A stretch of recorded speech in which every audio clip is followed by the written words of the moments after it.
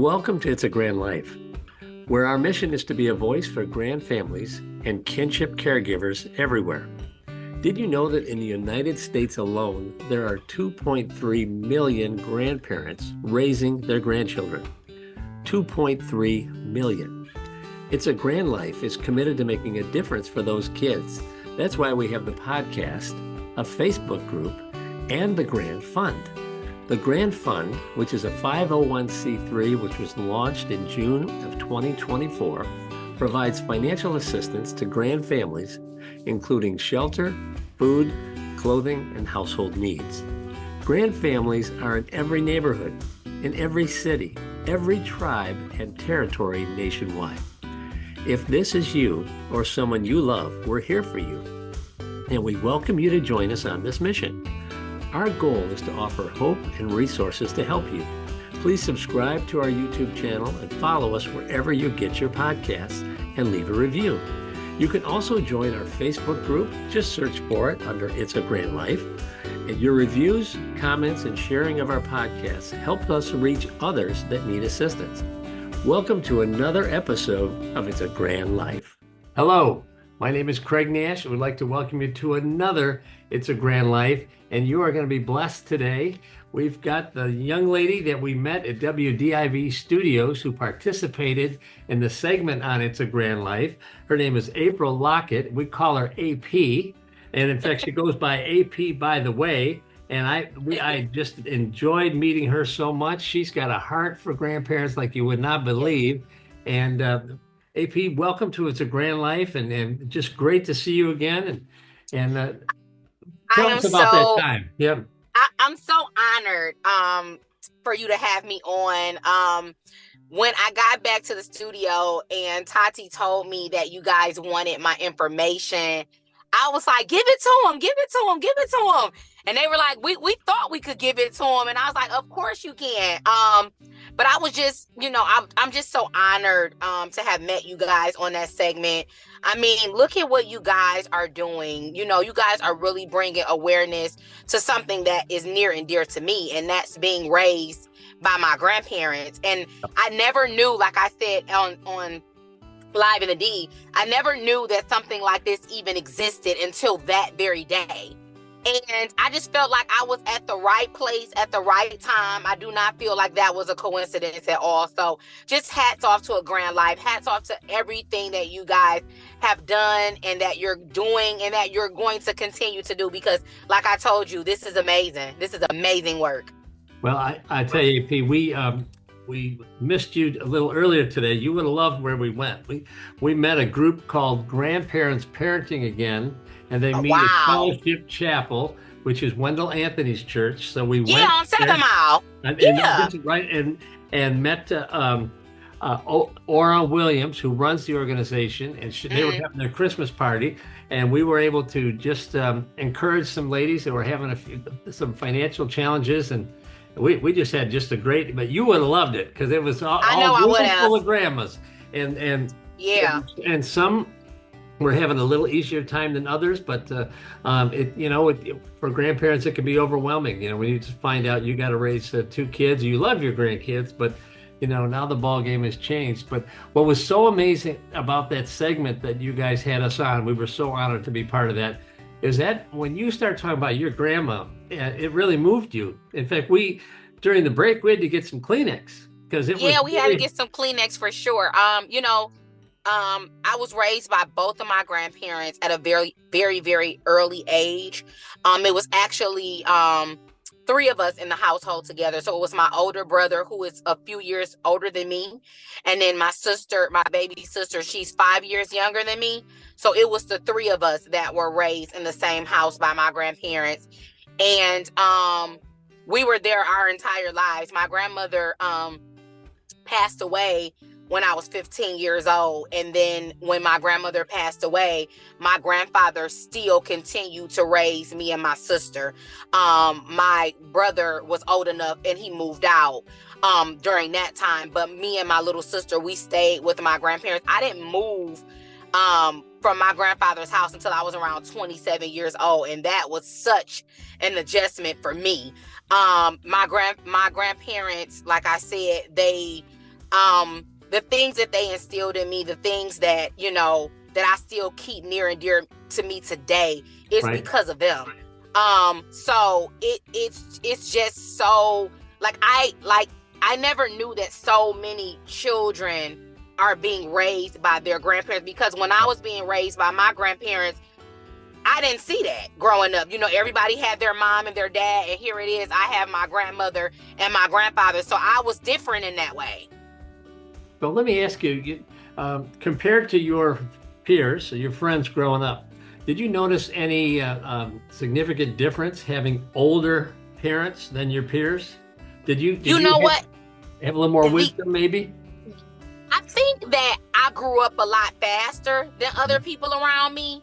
And I think that was only because I grew up in a household where it was a lot of things that I knew that I could and could not do. I had very loving grandparents, but at the same time, they did not play.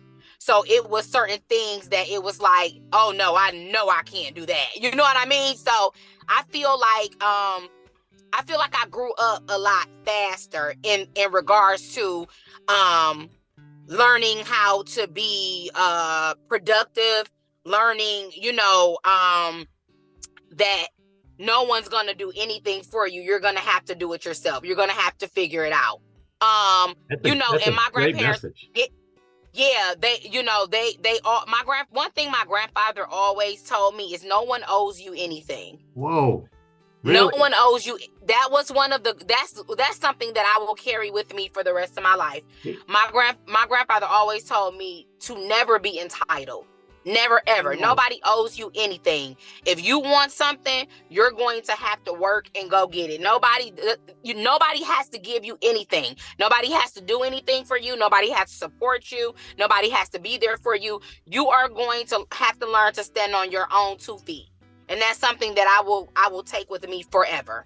So yeah, I do feel like in that aspect, you know, there was a difference. I also feel like, when I was being raised by my grandparents, you know, my friends had their mothers and fathers, and their mothers and fathers were very active as far as like dropping us off at school, dropping us off at, you know, different activities that we wanted to go to. And my grandfather did all of that until he was unable to. Right. But I do know that it was a lot of things that they couldn't do because they were older. But I never felt like I missed out on anything, if that makes any sense.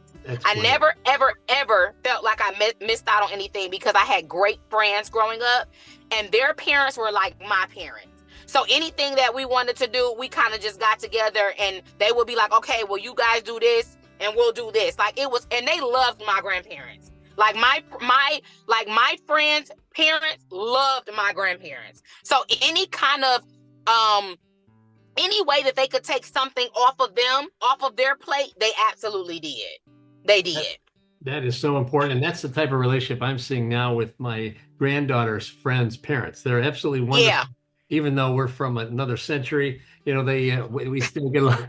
We still get along, and they're just really great people, and they look out for one another. And they will. Mm-hmm. And now, what about Grandpa? Is he still with us? So no. So I lost my grandmother when I was 15. I was in the 10th grade, a sophomore in high school. My grandmother passed away. And I had my grandfather passed away when I was 27. Okay. So my grandfather passed away in 2011. Okay.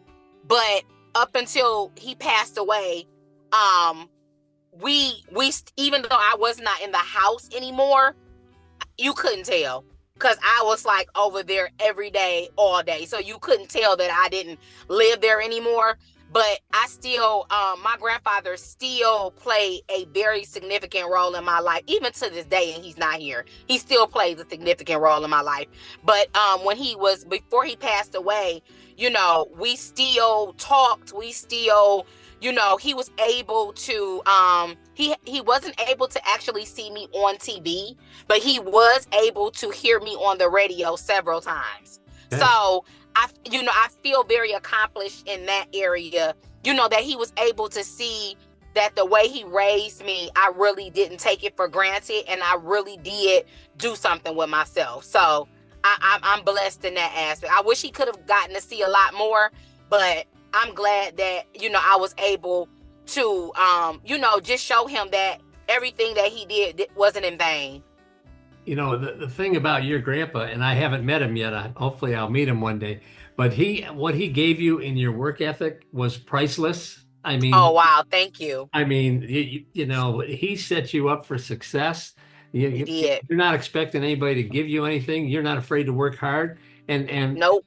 Tell our listeners what you do at WDIV. Are you a social influencer? Is that the right title? Are you a producer? What do you do? So, I'm a media personality and an event host. So, my background is radio, it's communications. So I was on the radio here for a while. I got off for a couple years, got back on another station, and now I'm back on the station that I originally started at, which is WGPR 107.5 here in Detroit. Yep. I also have my own show, which is a live show called the AP Show, and I've been doing that since 2015. Okay. And then when you see me on Live in the D, right now I'm guest co-hosting with Tati. So this is like the segment that I did with you that week was like my third time being on since like July. So I'm really excited about continuously getting called back to come and host. Awesome. And hopefully that turns into something permanent. So let's keep me in prayer. Hopefully that happens. But right now I'm really more of freelance. I do social media content. I do it for myself. I've done it for other people before. I have a lot of brands that I've worked with and did content for them. But the title that I would personally give myself is media personality. Okay, good. Well, you've got amazing personality, but now do you go to the WGPR? Is that on Jefferson? Yes, that's on Jefferson. Yep, that's on Jefferson. Would you believe that many moons ago that I was on WGPR? Were you? Wow. My friend, we had a radio show with a friend of mine was Pastor Scotty Jones, and we did a show called Living in the City, and we talked about all the positive things. This is before Detroit went through the bankruptcy and everything. We talked about the positive things that were going on in Detroit from a black and white perspective, and we were on for 7 years. And except for the drive to Jefferson, it was a blessing. We had we were on we're on WGPR, we were on Family Life Radio, and WLQV in town. So it was, but this came out of the O.J. Simpson trial. I don't know if you remember that, but there was a lot of. Oh yeah, I remember it. Yeah. There was a lot of hostility, and we wanted to go on and just say, hey, we're all on this boat together, and Pastor Jones and I are still good friends to this day, but. I remember that WGPR. So that's so awesome. So we have a lot in common. Yes. Yep. We got a lot in common. So AP, you're going to talk to let's say you're talking to all of the grandkids out here and about your experience. You've had a phenomenal set of grandparents who instilled values and a work ethic, and that's why you are successful today. What would you say to those folks at home that we're raising that sometimes don't look at life the way you did, and maybe need a little encouragement?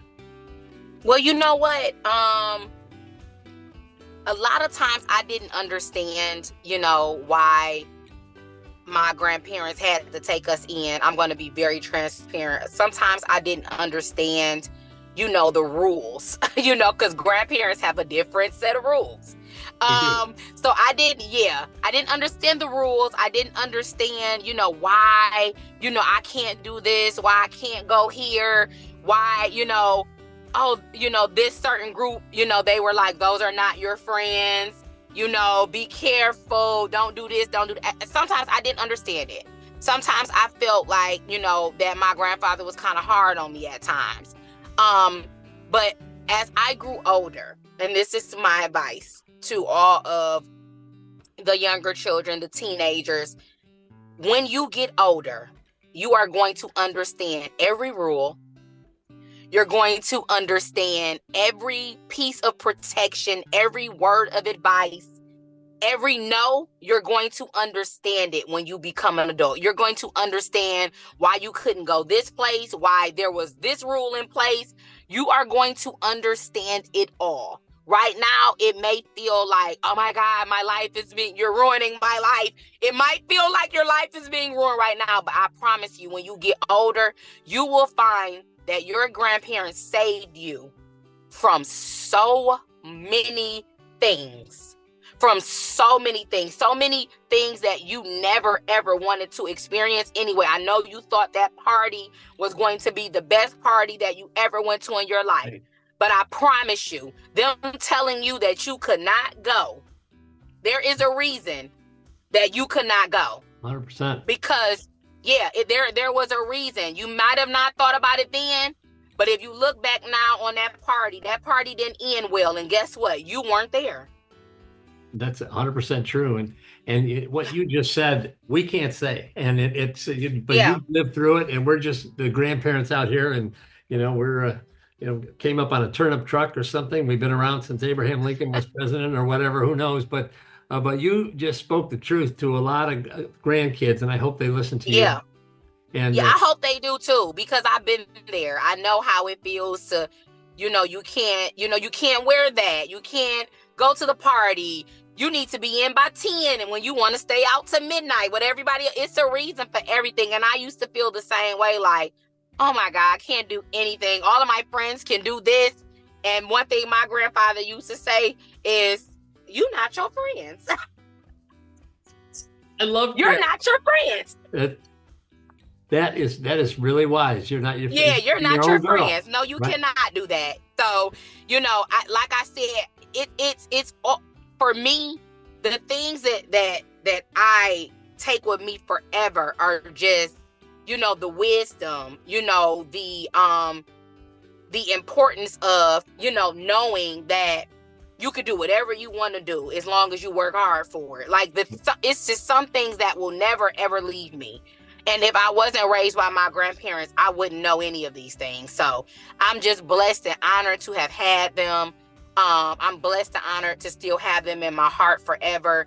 And everything that I do, it's because of them. Like, I could do none of this. I couldn't even be here now, even talking to you about my experiences if it wasn't for them. You know what I mean? So I don't take any of that for granted. And I'm honored to have been on the show today. I'm honored, that you guys even do stuff like this. Like I said, I never even knew that there's always been a need for this, for sure. Always been a need for this. But the fact that I am now connected, to it, it's like everything happens for a reason.